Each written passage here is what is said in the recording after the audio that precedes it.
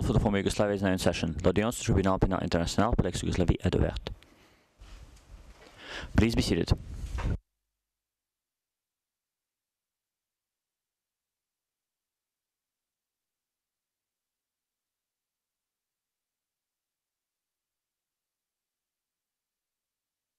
Good afternoon. First of all, our apologies for the delayed start.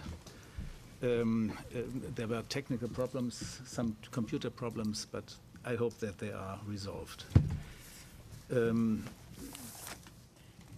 As yesterday, I would kindly ask the registrar to call the case. Good afternoon, Your Honors. This is case number IT0588/2. The prosecutor versus Zdravko Tolimir. Thank you. And since these are the last sessions, I would kindly ask the prosecution for the appearances. Good afternoon, Mr. President, Your Honors. Peter McCloskey, together with Kweku van der Pooye, Rupert Elderkin, Abir Hassan, and Janet Stewart. Thank you very much. And for the defense? Thank you, Mr. President. My name is Zdravko Tolimir. Together with me is my legal advisor, Mr. Alexander Gajic. Thank you.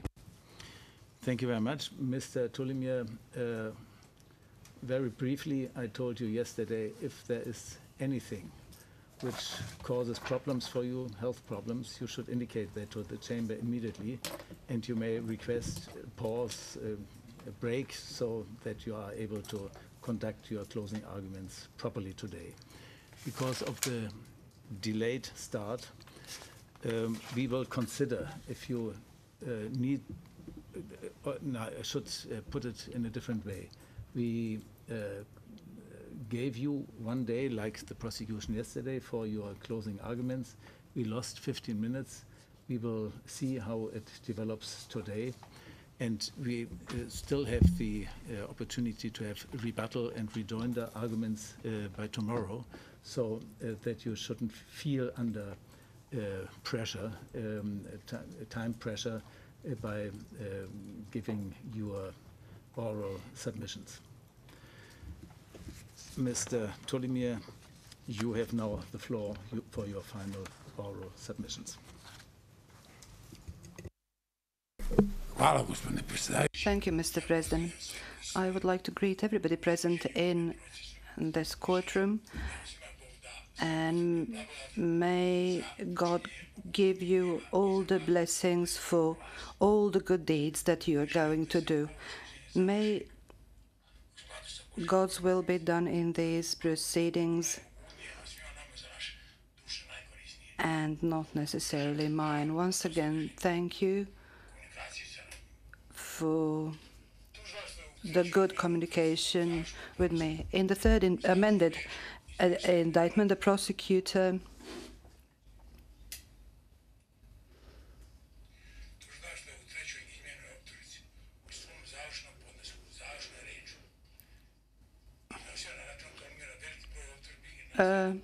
presented a lot of accusations against Tolimir and tried to corroborate those by speculative documents without any factual basis. At the very beginning, I have to say that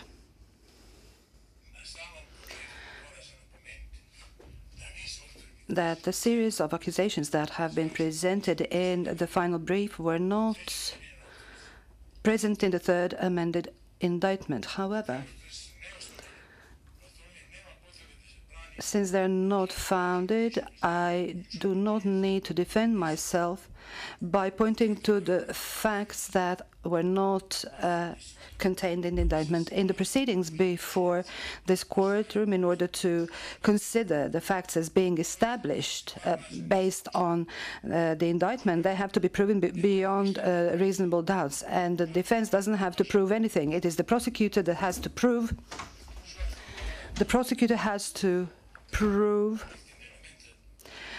both the objective elements of all the charges that are contained in the indictment, as well as the subjective elements of the crimes. The mens rea and the knowledge which is required for every crime. Criminal responsibility is always individual, and all the facts have to be considered exclusively within the context of individual and subjective responsibility. In his final brief, the prosecutor starts with the thesis, according to which Tolimir was one of the closest advisors and the person of. Could the accused be asked to slow down? It is impossible to follow. The chamber wants to listen carefully to all your arguments. The interpreters asked you to slow down, otherwise they are not able to translate properly. Please read your text a little bit more slowly so that everybody can follow.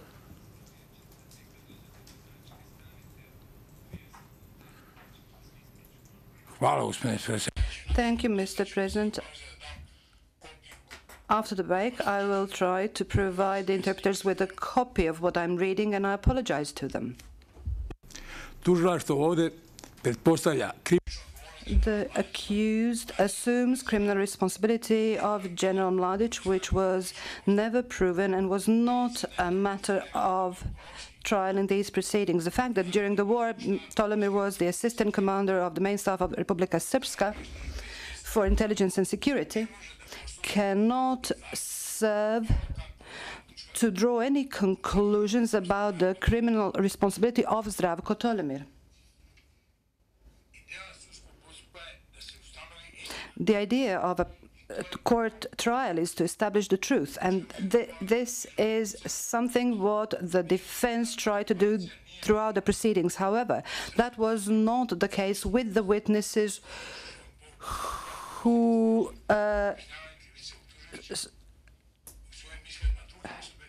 struck a deal with the prosecution.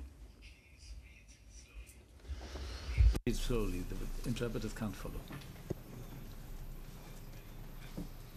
And if you have hard copies of your presentation, it could be delivered now with the assistance of the court usher to the interpreters in the booths. That would be very helpful. Mr. Geis? I have instructed my advisors to make those copies, and they will do it with your leave, of course.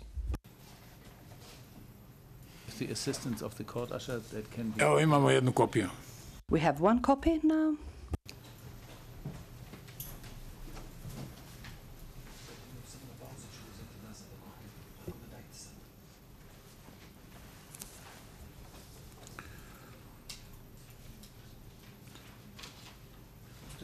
Hvala. Znači, Thank you.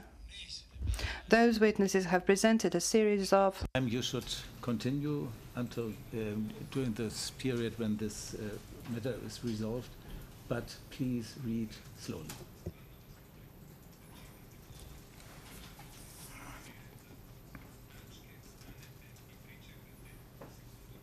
hvala. Thank you.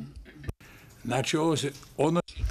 This refers to the testimonies of those witnesses who presented a series of lies without any proof, charging other persons, primarily Momir Nikolic and witness PB057, who testified as viva voce witnesses, and then also Deronic, whose contradictory testimony was adopted according to Rule 94 bis. In these proceedings, we heard a number of members of UNPROFOR who were deployed in Bosnia and Herzegovina as peacekeepers. As a matter of fact, they actually contributed to the prolongation of the war, and they acted in favor of BiH army. Let me remind you of the testimony that the trial chamber heard. For example, witness Petar Škrbić on transcript page number 18649 testified that he attended a meeting which was also attended by Tolimir, and Commander of NATO for Europe, Admiral Dayton Smith, who said that the role of NATO was to establish a balance of powers between the Army of Bosnia and Herzegovina and Republika Srpska. If NATO representatives didn't hide that fact, today, those who contributed the most to the implementation of that policy don't want to talk about that, and they are the representatives of the command structures of UNPROFOR.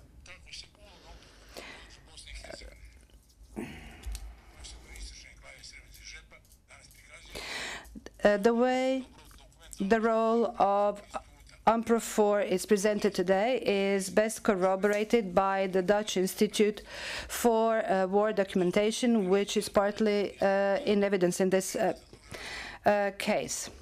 I'm referring to P610, paragraph 2, in which it is stated. Although it was stated differently in the public, the lawyers of the Royal Dutch Army prepared Dutch witnesses for testimonies and carefully examined their statements with the approval of Colonel Karamans. The paragraphs of statements which may have opened some issues were deleted or reworked. At the end of the day, the Ministry of Defense and the prosecution did not pay attention to the Dutch battalion, but to Karadzic and Mladic. End of quote. False reporting happened during the war in the territory of Bosnia and Herzegovina. Sorry for interrupting. We want to have a clear and correct record. I think there is one mistake, and we would like to clarify that. On page 5, line 8, there's a reference to the commander of NATO for Europe, Admiral Dayton Smith. I don't know if that is correct or if that is incorrect. Perhaps you repeat the name again. I apologize. The name is Admiral Leighton Smith. Thank you. Thank you. That clarifies it, and you should continue. The false reporting that was happening during the war in the territory of Bosnia and Herzegovina was something that General Smith mentioned in one of his statements, D192, and I quote, "Commanders sometimes submitted false reports to their superiors when they didn't want to hear things." End of quote.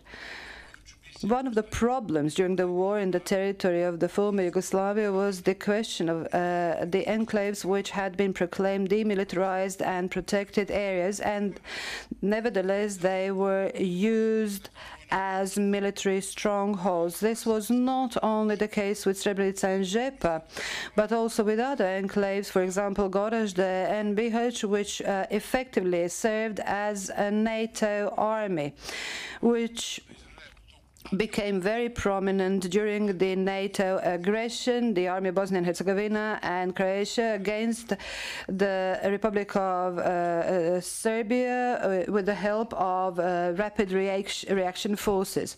Without understanding the context within the developments happened during the period of the Entente, it would be impossible to see what the role of NATO and UNPROFOR was.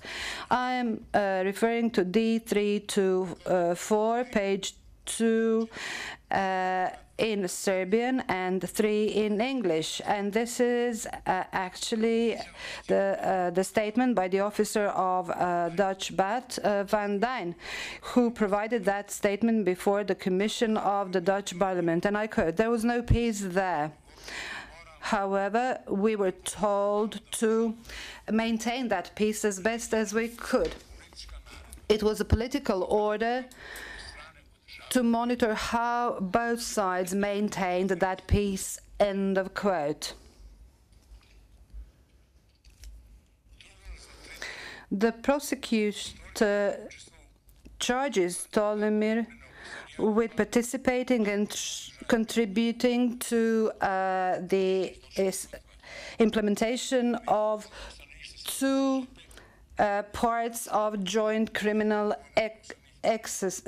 enterprise, forcible removal and killing of males in Srebrenica, and based on that, in the third amended indictment, it formulates three charges. None of the allegations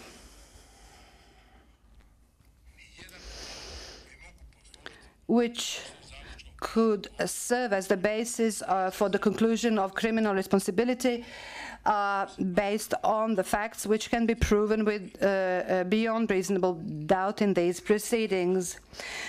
The prosecutor charges Tolimir with the participation in the alleged criminal enterprise, whose alleged goal was to forcibly remove and deport Muslims from Srebrenica, and I quote, the prosecutor says that Tolimir largely contributed to the implementation of the joint criminal plan of the participants in the joint criminal enterprise, end of quote. In that, the moment when that alleged criminal plan was conceived, according to the prosecution, was the 8th of March, when the directive of number 7 was passed in 1995. The prosecution also emphasizes the important role of Tolimir in drafting of that directive. However, the prosecution did not prove the concrete participation of Tolimir in the drafting of Directive 7. Tolimir was not in charge of writing it, nor was he involved in the wording of that directive. He played the role that in all the armies of the world is assigned to the assistant commanders for security and intelligence. Could the accused please be asked to slow down when reading? It is impossible to follow. Tolimir, the interpreters again asked you to slow down. They can't follow. And we want to have everything what you have to say to be reflected on the record. Please read slowly. Hvala, ja se izvinjam. Thank you, I apologize. A sastoji se u dostavljanju. And that role consists in submitting information about the enemy and proposing measures of intelligence and security support in keeping with the relevant regulations. As is stated in the final brief by the prosecution in paragraph 164, I quote, Mladic received proposals with regard to those elements of the directive that concern that area, their areas of work or their sectors. And if those elements were adopted, they would be included into the final version of the directive, end of quote. In the parts of Directive 7 which refer to the intelligence about the enemy and the intelligence and security support, there is nothing illegal. What is written in the parts of the directive in which there is information about the enemy and its intentions has been shown as completely truthful and was useful in practice during the war and after the war. Directive 7, in its challenge part, which concerned the task of the Drina Corps, was never changed. The directive number 7 itself, which was passed on the 8th of March 1991, and which was passed by Commander Radovan Karadzic, was soon replaced by Directive 7/1, which was issued by the commander of the main staff of the Army Republika Srpska, General Ratko Mladic. In that directive, there is no reference to the creation of unbearable conditions for the civilian population. The prosecutor talks about all the actions that had to do with the enclaves and ties them with Directive 7, including the alleged restrictions on the humanitarian aid convoys. However, in the relevant part of Directive 7, it is stated, and I quote, daily planned combat activities to create conditions of total uncertainty, end of quote. Delivering humanitarian aid is not a combat activity, therefore it is not comprised by Directive 7. Let me remind you, Directive 7/1, which was passed soon after Directive 7, is completely in keeping with the rules of international law of war, and the role of Tolimir again consisted in submitting intelligence about the enemy. In paragraph 199 of its final brief, the prosecution claims that the purpose of Directive 7 was to deprive the population of Srebrenica and Žepa of the supplies that they needed for survival and thereby to cause a humanitarian catastrophe. However, there is no mention in any of the directives of this intention, nor is there any evidence that the VRS deprived the population of the bare necessities. If the prosecution speaks about the so-called ostensible restrictions, this kind of restrictions envisaged by Directive 7 could not in any way be conducive to depriving the population what they needed for survival. The evidence presented in this case demonstrates that the humanitarian convoys reached the enclaves even during the period when attacks on the army of Republika Srpska were launched from these enclaves. There was one convoy scheduled for the 11th of July even, which indicates that there was no planned activity for the capture of Srebrenica, but the plan was to separate Srebrenica and Žepa and to have these enclaves demilitarized. As one of the elements of the so-called JCE, of the removal or deportation of the civilian population of Srebrenica and Žepa, alleges the purported restriction of humanitarian convoys. In paragraph 60 of the indictment, as well as in their final brief, they say, and I read, Tolimir imposed restrictions on UNPROFOR and humanitarian convoys, unquote. The allegations about so-called or purported illegal activities as presented in this case are not accurate and are not based on the established facts. Therefore, I assert that truth has to be established in every trial and that it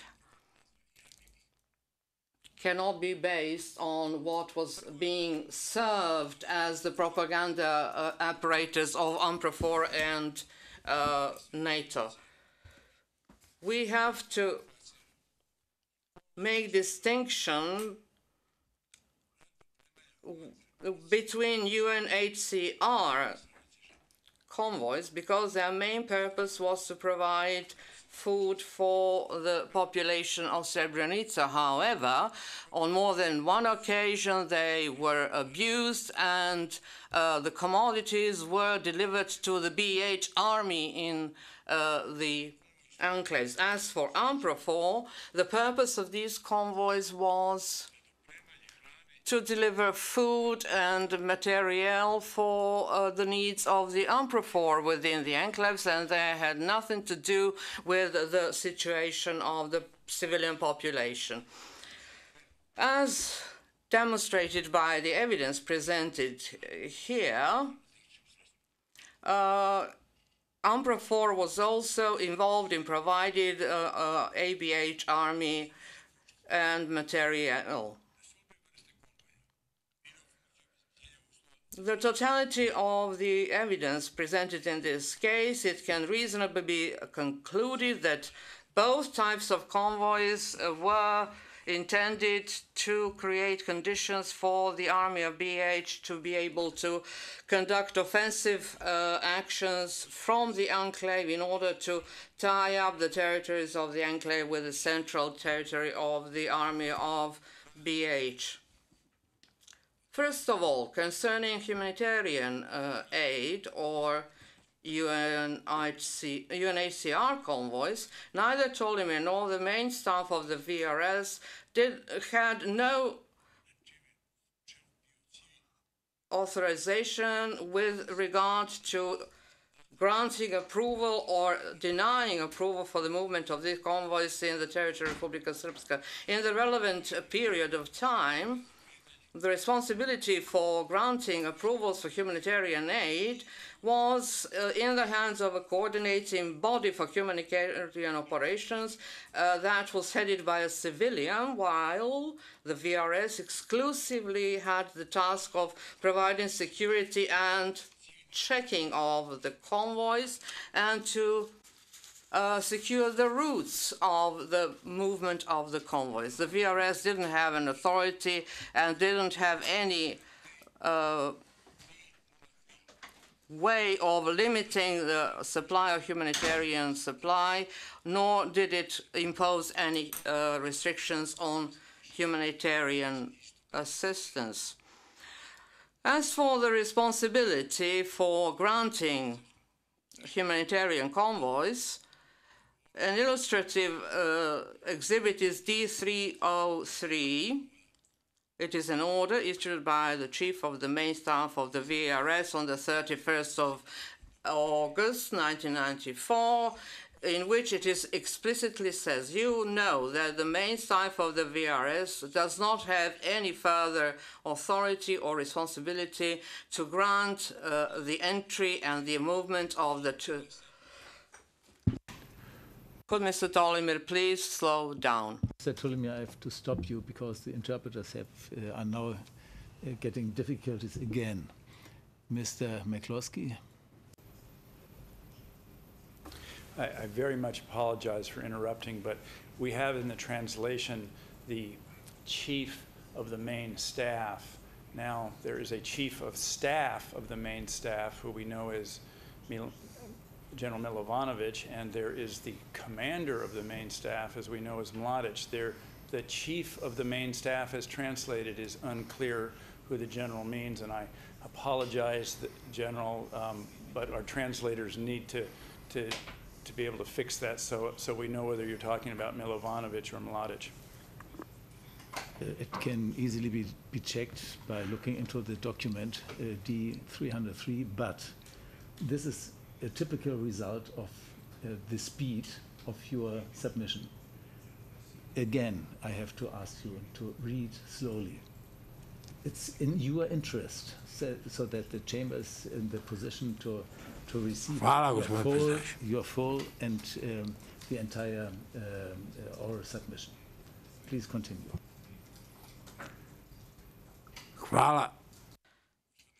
Thank you, Mr. President. I'm going to repeat what Mr. McCloskey has pointed out.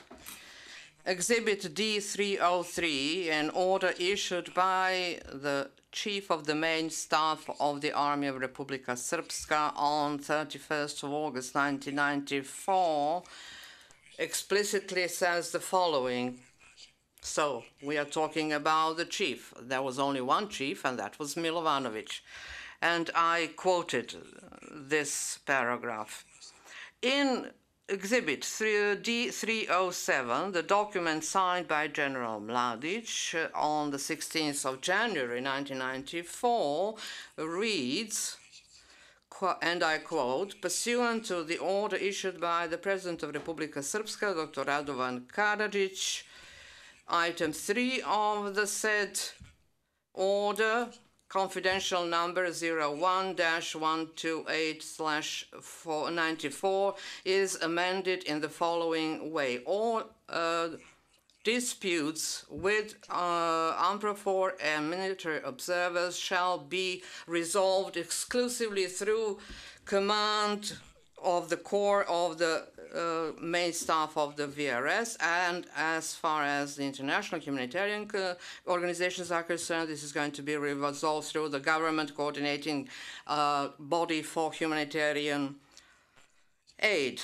Concerning the responsibility for issuing permissions for humanitarian aid in the relevant period, that is to say from March 1995, is clearly being indicated in Exhibit P689, which is a decision on setting up a state committee for cooperation with the United Nations and international humanitarian organizations, which explicitly in Article 6 says the issuing of permits for humanitarian convoys and the movement of UN personnel and that of humanitarian organizations in the territory of Republika Srpska shall be done pursuant to a decision taken by the committee and will be implemented by the coordinating body. Therefore, there is no evidence that in the course of 1994 and 1995, Tolimir was ever involved in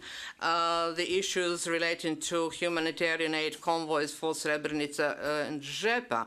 There is not a single document proving that that was the case and proving that Tolimir was at all involved in these matters, or that he had any impact on the restrictions of humanitarian aid convoys. That was neither within the scope of his responsibility, nor was it the responsibility of the VRS. The VRS, his duty was to provide security for the convoys and to check them.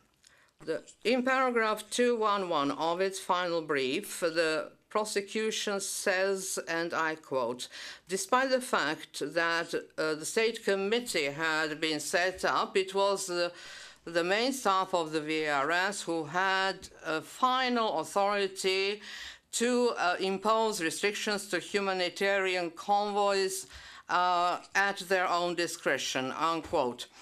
The prosecution has no evidence to support this. On the contrary, the main staff of the VRS could not amend any decision taken by the coordinating body for the humanitarian aid, as well as those taken by the committee. As said by witness Slavko Kralj on transcript page 183, when asked whether the main staff of the VRS was able to change the decisions approving the movement of convoys in the territory of Republika Srpska, he responded as follows. This document could have been amended only based on the decision taken by the organ that had originally issued it. The main staff of the VRS did not have an authority to amend government documents. The duty of the main staff of the VRS was to issue a document notifying the checkpoints about convoys that were given or denied permission to pass, which was a routine activity in which the chief of the staff or those who were entrusted with technical matters would deal with. This document, in every aspect, had to be in compliance with the decision of the coordinating body for humanitarian aid. In Annex C of its final brief, the prosecution makes reference to the restrictions of the humanitarian aid convoys by extracting pieces and parts of documents in which huge quantities of food and other necessities are stated as having reached the enclave. As an example of such restriction, the prosecution says cylinders of oxygen, matches, plywood, oil, lubricants, etc., which is not necessary for the life of the civilian population. However, the prosecution failed to analyze the quantities of food that reached Srebrenica and Žepa in the relevant period.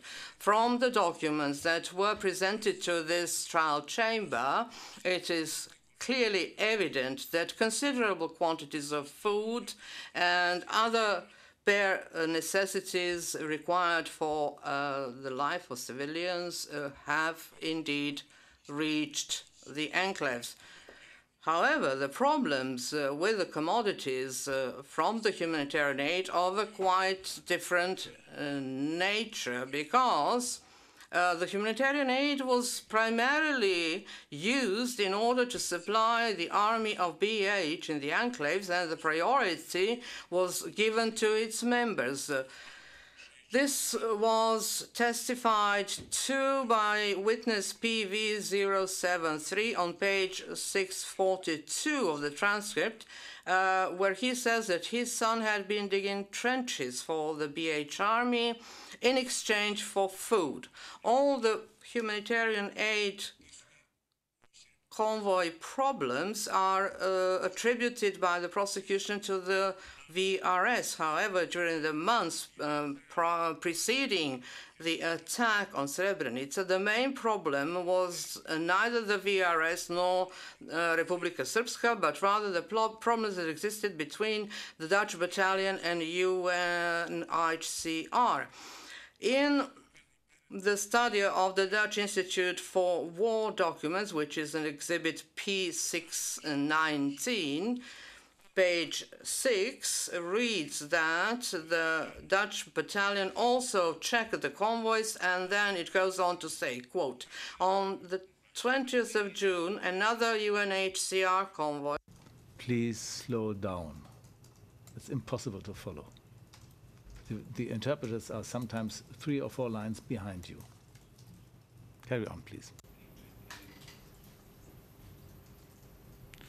Čitam deo. I'm quoting a portion of the study of the Dutch Institute. On 20th June, another UNHCR convoy arrived in the enclave, this time with 56 tons of sugar, beans, salt, fish, flour, soaps, powder milk, and biscuits.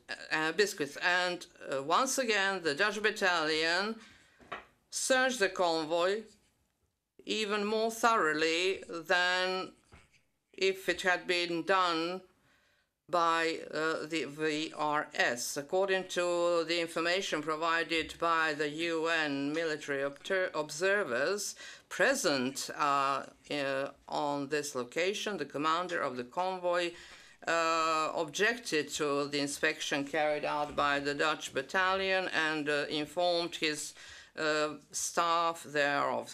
The result was that this convoy was delayed until the next day, until the Dutch battalion changed its procedure. It goes on to say as follows on page 6, that the impact of these disagreements between the UNHCR on the one hand and the Dutch battalion and army of BH on the other was that the UNHCR convoys would be suspended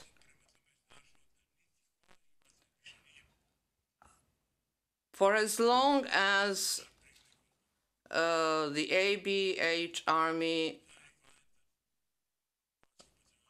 suspended or gave up on mandatory and thorough inspections. That would mean that the Dutch battalion would have no reason to conduct any inspections of the convoy. Franken was not satisfied with this. He perceived it as an attempt to put the Dutch battalion against the ABH and to make them as two confronting parties. His opinion was that the Dutch battalion certainly did not want to act in accordance with what was dictated by the army of BH. And in this case, concerning UNHCR, it is demonstrated that there was no willingness to allow the inspections of their convoys. They thought that adhering to their own principles and rules are much more important than the supply of the humanitarian aid, and they should not lay the blame on the Dutch battalion ABH for whatever happened, unquote.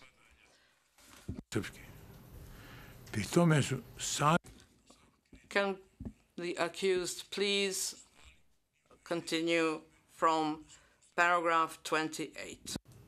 Mr. Tolimir, the interpreters asked you to continue from paragraph 28 again,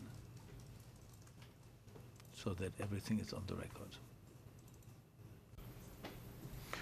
In a nutshell, on the issue of these convoys, the failure to deliver humanitarian aid cannot be attributed to the alleged restrictions put in place by the VRS or any body or organ of Republika Srpska. Furthermore, witness Slavko Kralj testified at transcript page 18406 that in the month of May of 1995,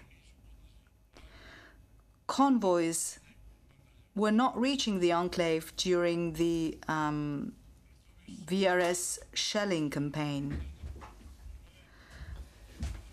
They themselves suspended the movement of convoys without having even reported to anyone the fact that they had given up on some of these convoys.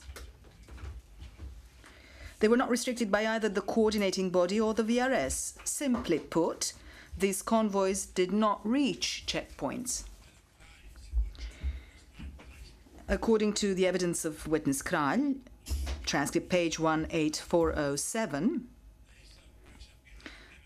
the same practice was in place during the NATO aggression on Republika Srpska in the months of September and October of 1995.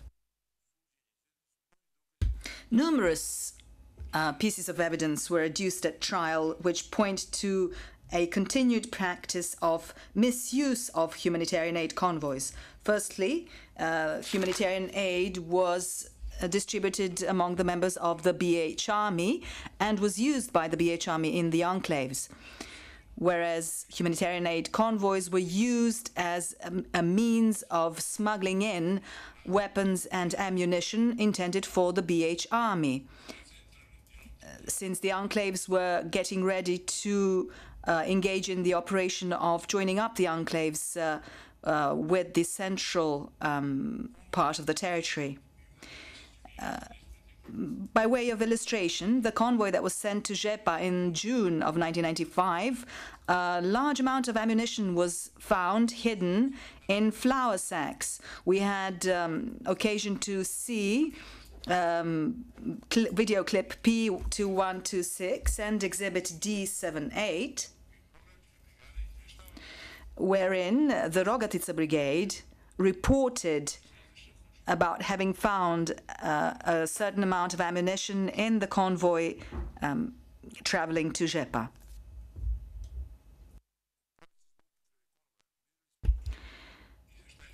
We also saw Slavko Novakovic's reports speaking about the practice of misuse of these convoys, namely exhibits D73 and D214.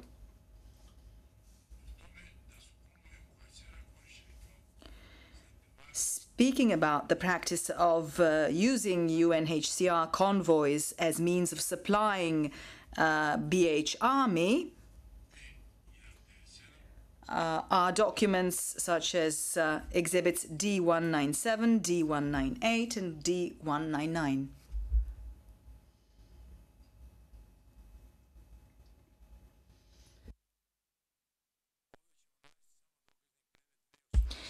Let us mention here Exhibit D80 only. It bears the signature of Suljo Hasanovic, chief of the Defense Ministry branch in Srebrenica, dated the 5th of June 1995, wherein the Defense Secretariat in Tuzla was informed of the fact that a certain amount of food and fuel had been set aside for the needs of the BH army, and I quote, after having been taken out of the humanitarian aid contingent which arrived in this area through the UNHCR, and one of the batches of aid had been received from the Dutch battalion, unquote. According to the rules of international humanitarian law, the goods intended for a civilian population may not be placed at the disposal of military units. This was precisely done in Srebrenica and Žepa. The capabilities of the BH army to prepare and carry out sabotage and terrorist operations out of the enclaves and to work toward preparing the operation of joining up the enclaves with the central BH territory directly depended on the supplies coming from the humanitarian aid. And not only those, but also on the supplies at the disposal of the Dutch bat. Under those circumstances, Republika Srpska was entitled to restrict the use of humanitarian aid, but it had not done so.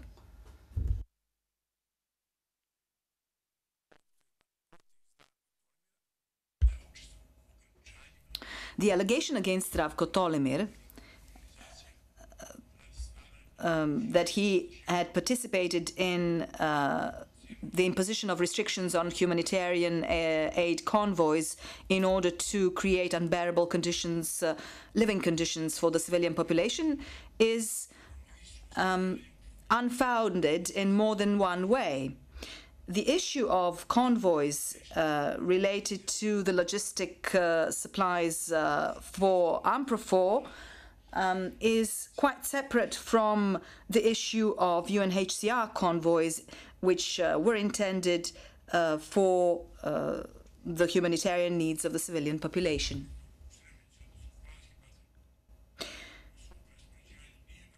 Ever since its displacement, or ever since its deployment there, UNPROFOR and the Dutch bat in Srebrenica failed to perform their basic duties. The main duty of UNPROFOR was to demilitarize the enclave.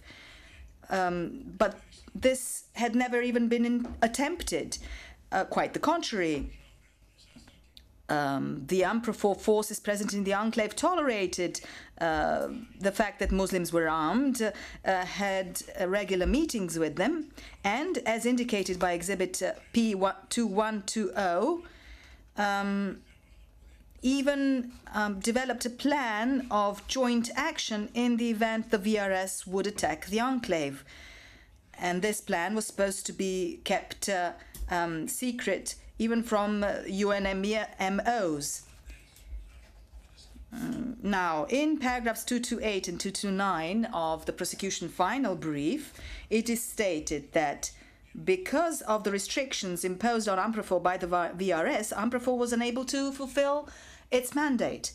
However, the evidence clearly shows that UNPROFOR had not been engaged in fulfilling their mandate to begin with, namely the demilitarization of the enclaves, and instead proceeded to tolerate the BH army in the enclaves, who had been arming busily and reorganizing themselves in preparation for offensive combat.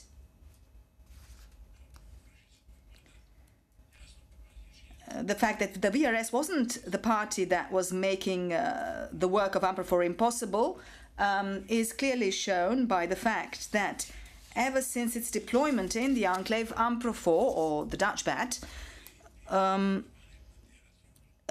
did not enjoy freedom of movement. This is illustrated by the so-called Bandera Triangle, where 100 Dutch BAT members were captured immediately upon their deployment there. As stated by witness Böring at transcript page 9032, we did not have actual freedom of movement. On the basis of the evidence adduced at trial, one cannot conclude that the VRS restricted UNPROFOR in the fulfillment of their mandate. Quite the contrary, the Republika Srpska army kept alerting UNPROFOR to the fact that they had been failing to fulfill their mandate and that they had been allowing the BH army to use the enclave as their military stronghold.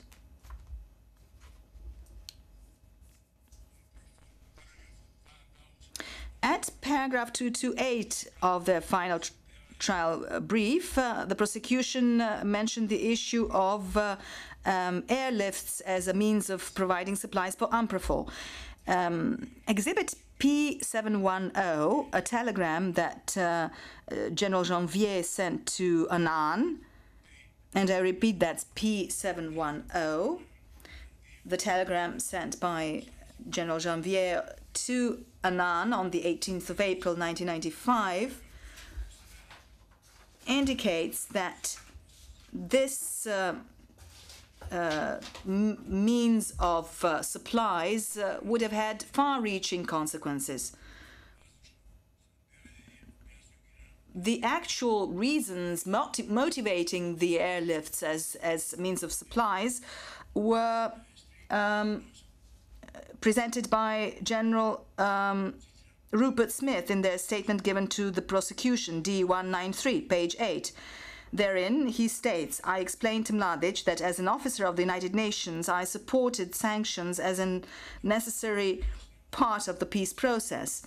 I also explained to him that the blockade of the enclave would have prevented me from carrying out the duty that I had in respect of my soldiers, which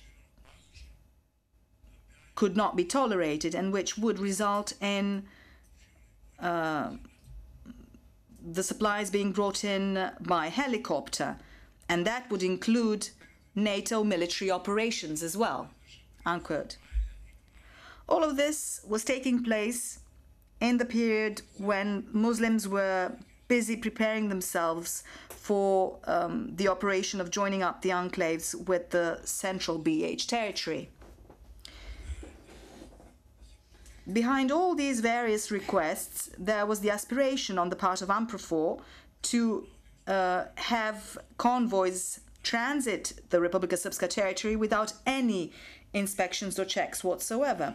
As indicated in the study produced by the Dutch Institute for War Documentation, P619, page 2, and I quote, Smith wanted a decision to be taken at the highest possible level with a view to ensuring a freedom of movement, rather than have that freedom depend on the circumstances prevailing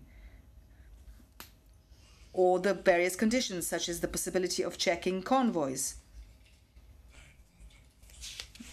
Thereafter, the VRS had to be notified of the fact that, as part of the existing rules of engagement, UNPROFOR was prepared to engage in combat to protect these convoys and to call in close air support. This is P169, page 2.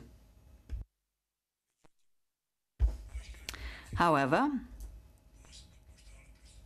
the VRS consistently complied with the procedure proposed by UNPROFOR itself. Specifically, the issue of UNPROFOR convoys was regulated under two agreements: the General Cessation of Hostilities Agreement, Exhibit P1011, and the agreement titled The Principles of the Freedom of Movement, which was stipulated at the proposal of UNPROFOR and signed by General Tolimir on behalf of the VRS and General Brinkman on behalf of UNPROFOR. This is Exhibit D77.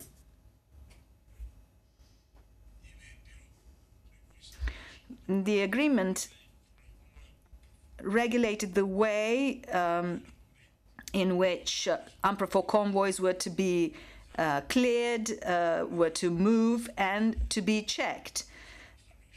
This agreement, however, does not apply to humanitarian aid convoys and had nothing to do with the supply of humanitarian aid of the civilian population.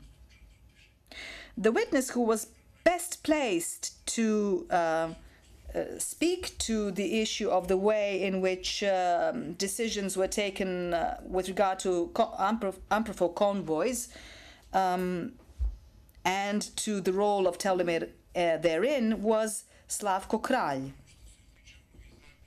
And the trial chamber should pay due attention to his evidence.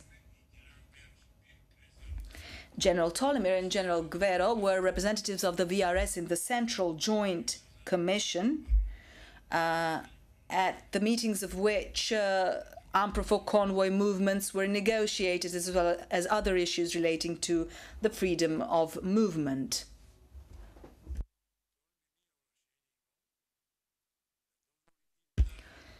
Tolimir did not have the authority to either approve or deny the approval for the movement of convoys. He could merely provide his opinion or the information arising from the meetings of the Joint Central Commission.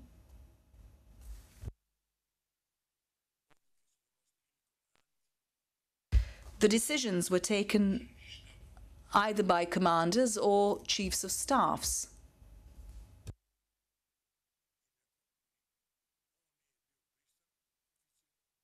Or, in their absence, the officer who was entrusted with that task by his commander. Tolimir and Guerrero participated in the procedure where certain requests by UNPROFOR were examined. There was evidence adduced to that effect as well, because they were members of the Joint Central Commission. This was confirmed by witness Kralj at transcript page 18281. At the meetings of the Joint Central Commission, the type of goods and the quantities of goods that may be transported were discussed, unquote. Secondly, it was proven at trial that in deciding on approvals for UNPROFOR convoys, care was taken of the quantities that are required for UNPROFOR purposes in order to allow it to operate and to have sufficient foodstuffs for soldiers. The goods that could have been used as supplies for the BH army and that were not necessitated by the Dutch bet were not given clearance, as was the case, for instance, with large quantities of plexiglass, ski gear, and similar. On the issue of weapons and ammunition, the Dutch bat in Srebrenica and the Ukrainian battalion in Žepa were hostages of the BH army, which was able to disarm them at will and to seize their weapons. By way of illustration, the instance where weapons and ammunition were seized off the Ukrainian battalion in Žepa, Exhibit D55, paragraph 94.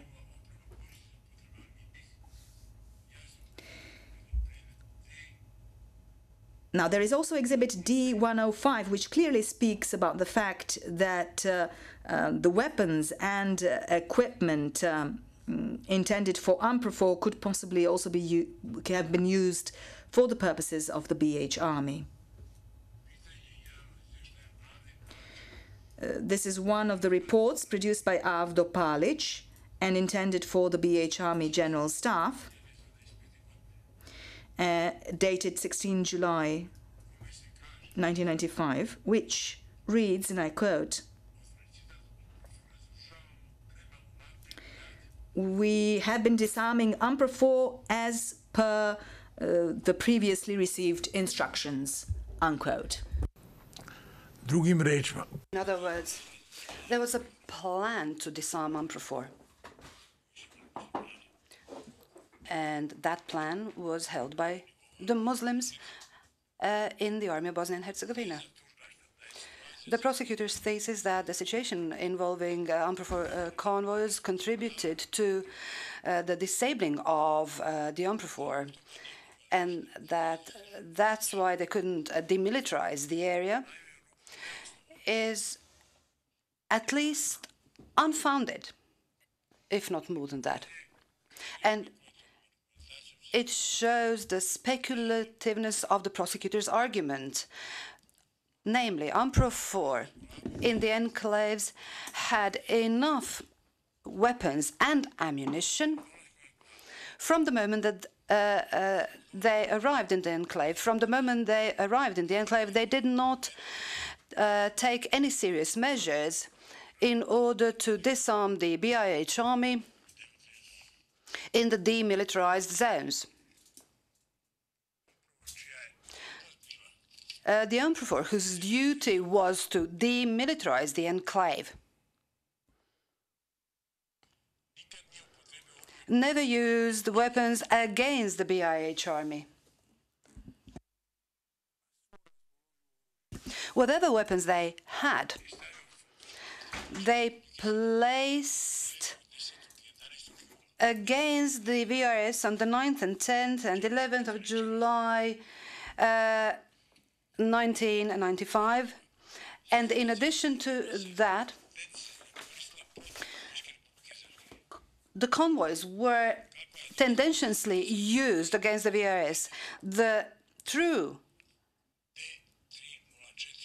situation with the convoys is demonstrated by D304, which is a document issued by Mr. Akashi on the 1st of March 1995. That document shows the way the BIH army treated UNPROFOR. In a nutshell, in paragraph 5 on page 4, it is stated, and I quote, "First of all, the Bosnian government and Bosnia and Herzegovina are abusing the relative peace which was established after the agreement on the cessation of hostilities was signed in order to put financial pressure on UNPROFOR with regard to the agreements." I continue with the quote, "Secondly, taking into account the reorganization of the Army of Bosnia and Herzegovina and the gathering of a large quantity of forces and logistics support in the key areas, we believe that an attack is in the offing and that attack could be launched as soon as the weather conditions improve. Thirdly, the intention of the government, inter alia, is to convince the international community that the agreement on the cessation of hostilities is not functioning, and in that way they want to discredit the Bosnian Serbs. As a matter of fact, the Bosnian government is the one which has caused more problems because of the introduction of new restrictions on the freedom of movement, and that's why they refuse to attend the meetings of the Joint Commission. That is why UNPROFOR has reached a stalemate, and the problems cannot be resolved in an adequate way through the work of the Joint Commission. On the other hand, the restrictions that the Serbs have introduced have been largely weakened, although they are still in charge and they still control the delivery of fuel into the enclaves, unquote. The prosecutor speaks about the alleged participation of Tolimir in the restriction of UNPROFOR convoy in paragraph 60A, and portrays that involvement as an attempt to create unbearable conditions for the civilian population of Srebrenica and Žepa.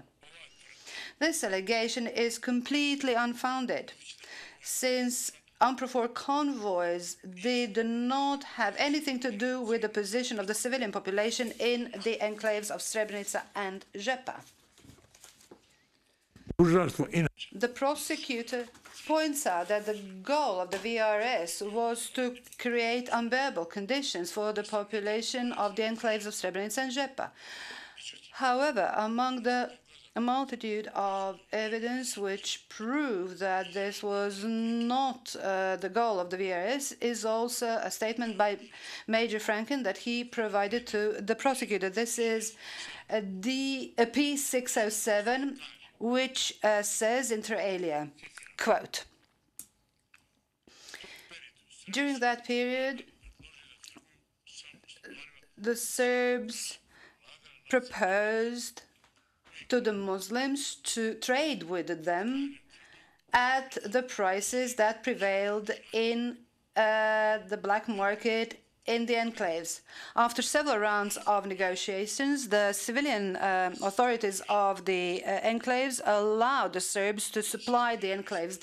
We insisted that the goods should be sold at the market price, or what would have been the market price, and that the Dutch battalion should not have any commercial role in that, unquote. This fitted well within our own idea of normalizing a relationship among the warring parties. Very soon, a rumor spread that that initiative did not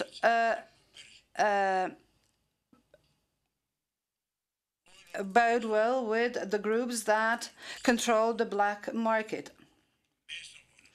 The local military authorities stated that the ban came from the top echelons of the military leadership, although those or similar things functioned well in Gorazden. I suppose that the initiative to boycott the trade actually came from the military leadership in the enclave, unquote. The proposal that was made by the Serbs with regard to establishing a trade relationship with Srebrenica is completely contrary to the prosecutor's thesis and allegations that there was an intention to create a totally unbearable conditions for the population of the enclave. One of the contributions in the alleged joint criminal enterprise regarding the expulsion from the civilian population from the enclaves is the operation which was carried out by the 10th Sabotage Detachment on the 23rd June 1995. In paragraph 890 of the prosecutor's final brief, the prosecutor proposes a totally uncorroborated allegation according to which, and I quote, Tolimir approved the engagement of the 10th Sabotage Detachment in the implementation of terrorist activities against the civilian population of Srebrenica with a view to making the living conditions in the enclaves unbearable, unquote. Could the accused please be asked to slow down when reading? Mr. Tolimir, I have to stop you again. The interpreters asked that you slow down while reading, and you are all the time reading your own text and the quotations. Please bear in mind that many people have to follow. Slow down, please.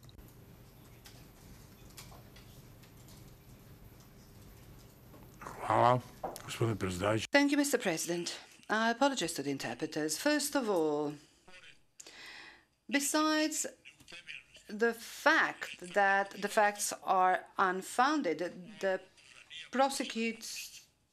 prosecutor did not include that in the indictment. In that operation, or rather, Colonel Salapura testified about the operation by the 10th Sabotage Detachment. He was engaged in the preparations for that operation, and he testified that it was a diversionary operation that did not have any consequences, and that implementing that diversionary action was just an admonishment to the forces in Srebrenica not to take action against the VRS. End of quote. First of all, there is no proof that Tolimir approved that operation.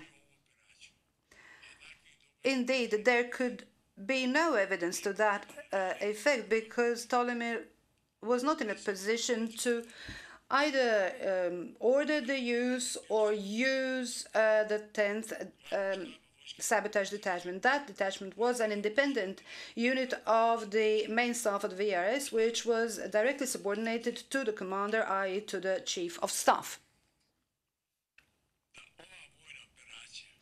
That military operation had not been directed against the civilian population, which is clearly demonstrated by P2200 issued on the 21st of June 1995. That document was signed by Colonel Salapura, and this document speaks about the use of the 10th Sabotage Detachment. The 10th Sabotage Detachment was provided clear instructions in paragraph 1, and I quote from that paragraph: to collect data, to plan and to implement the task. The person responsible for all that is the commander of the 10th Sabotage Detachment and the chief of the intelligence department of the Drina Corps.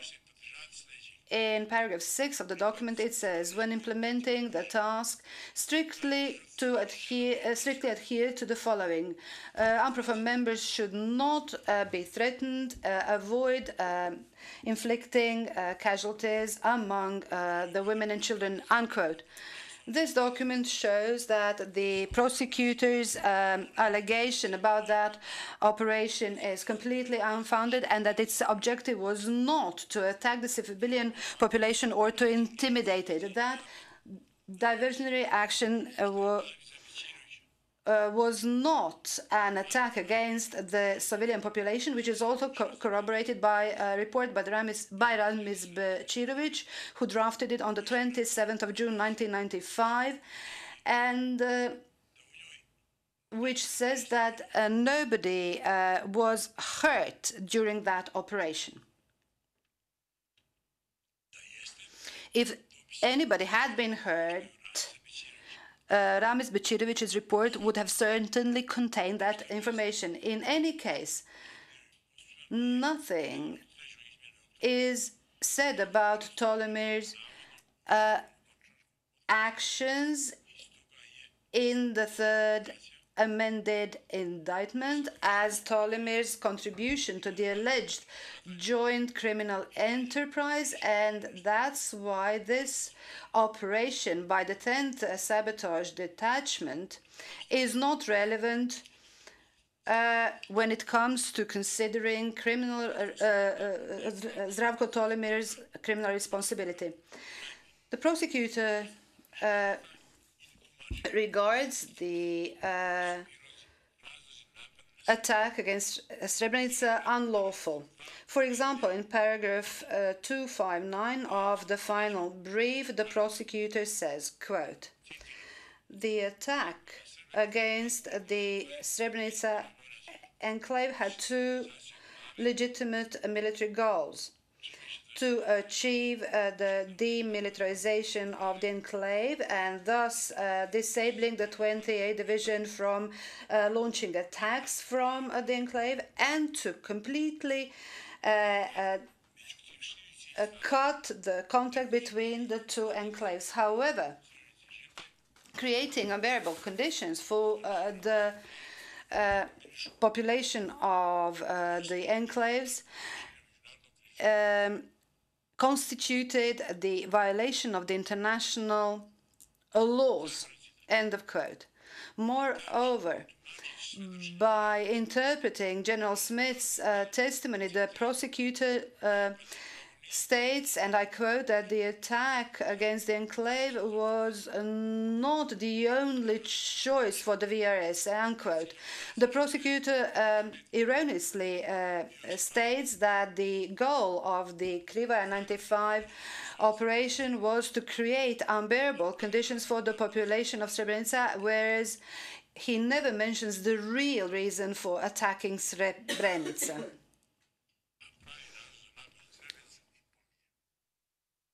Or rather, he mentions the real attack against Srebrenica. The attack that was launched on the 6th of July 1995 was the only possible solution, primarily because of the fact that the BIH army had carried out operations to link up the territory of the enclaves with the central part of the territory during the period of time when the all-out aggression against the territory of Republika Srpska was being prepared. If the VRS had not carried out an attack against Srebrenica and Žepa in the following months, it would have faced offensive operations at several fronts. It's now over 15 minutes before 4. It's time for the first break, although we started a little bit later, and I think it would be a convenient time for our first break, for your benefit and for the benefit of the interpreters. I would kindly ask you to make sure, together with Mr. Gajic, that all interpreters have the text of your submissions, and also the court reporter should be provided with one copy. We adjourn and resume 4:15. All rise, vi vil levere.